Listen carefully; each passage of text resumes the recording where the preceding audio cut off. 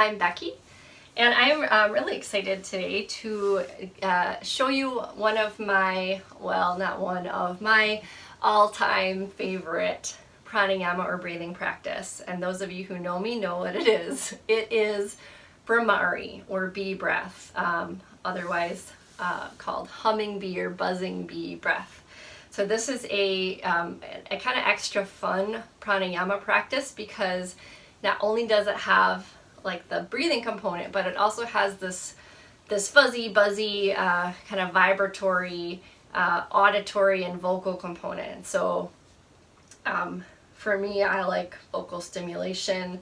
I don't sing, and I have not memorized mantras to chant, so this is my go-to. It's got a lot of benefits, but one of the benefits that I particularly appreciate about it is that it helps to soothe the nervous system. So if you're feeling dysregulated, you're feeling agitated, which is how I was feeling before and why I decided to record this video, because I needed to do some bee breath myself. This can kind of help to regulate, kind of bring your nervous system back into a state of rest if it's feeling really on edge. So everybody feels different. You may enjoy this, you may not. So you're welcome to give it a try and see how you like it.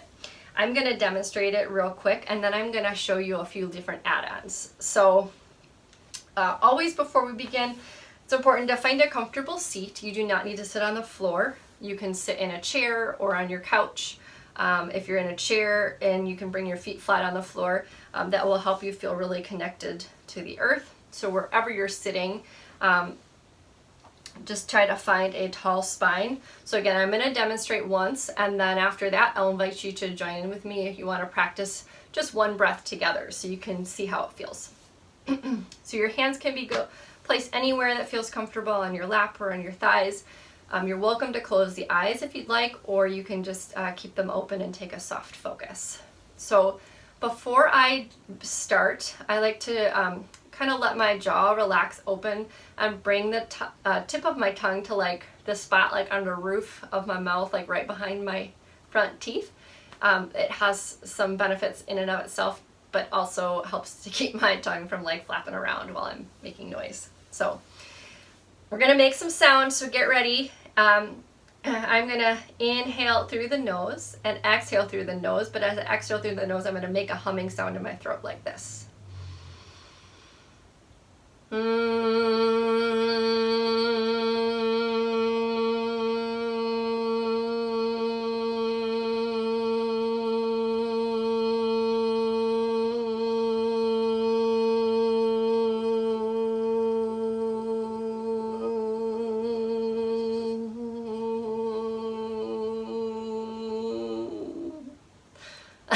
I love how the bee kind of fizzles out at the end of the breath and sounds like it's getting tired. So we're gonna do one more breath together. You can try it, and if your breath is longer or shorter than mine, that is great. You do not need to try to pace with me because my breath might be very different from yours. So follow your breath.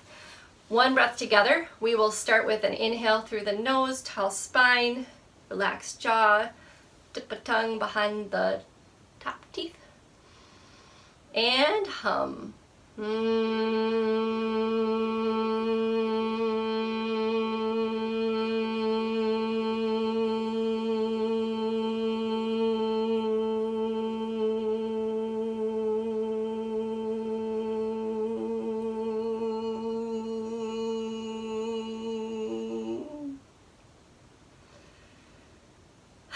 All right, so just check in and see how you liked it, see how you feel after that, that little trial. If you would like to continue on, I'm going to show you a few other things you can add on to this practice that make it even more fun. You're welcome to try it, and at the end we'll do a few more rounds together. So there is another way that you can really intensify this, which is by doing some sensory deprivation. So you can close the ears, and that really gets that vibratory quality, that auditory vocal stimmy quality to like really kind of intensify as noises like bouncing around in your throat and your nasal cavities inside your head, and it can be kind of fun. So you're welcome to give that a try if you want by closing your ears. You can do that however you want. You can take your index fingers and very gently close these little flaps of cartilage in front of your ear canal. That's one way to do it, just until your ear canal is closed and it sounds like you're talking underwater. You could also take your thumbs and do the same thing. Gently press the cartilage flaps open and rest your fingertips on top of your head, elbows wide, shoulders pulled away from the ears.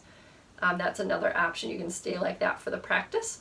Or if you don't want to hold your hands up on your ears, but you do want the sensory deprivation, and you have a pair of headphones handy, like noise canceling headphones or earbuds, you can even try those. So just pop them on, and you still get the same kind of quality, and you can, rest your hands wherever you like. So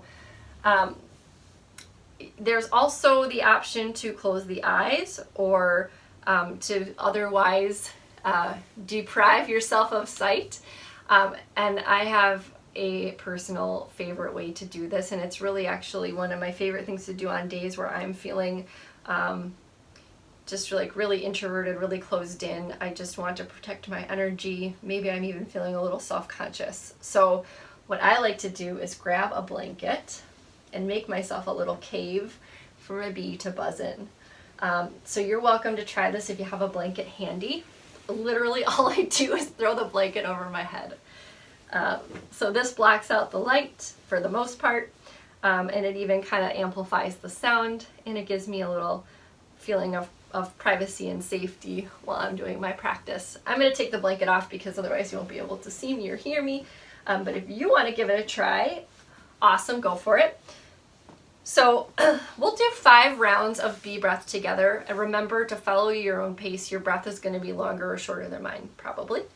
I'm going to count down from 5. So, and we'll check back in when we're all done. So starting out, remember comfortable seat. Try to keep your hips level, head over heart, heart over hips, so you're not, just hanging out on your side or lounging too far back. Try to sit up a little bit straight. And again, remember to pick your setup, fingers over ears if you want. Eyes can be closed, or just soften the gaze, or head into your cave. So as we breathe, remember breathing in through the nose, and as you breathe out, we're going to hum, and try to keep your teeth unclenched, and if it helps, you can again bring your tongue to kind of the roof of your mouth. So beginning now, starting from 5 and counting down. Hum.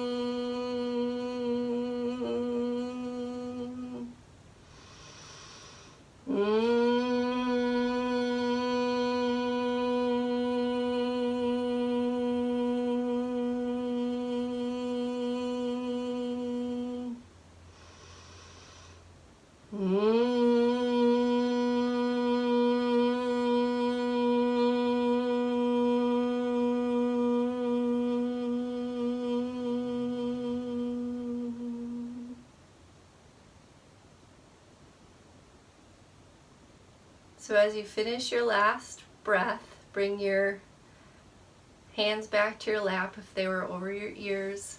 If your eyes are closed, you can blink them open. Let's take one deep breath in together and sigh it out through the mouth.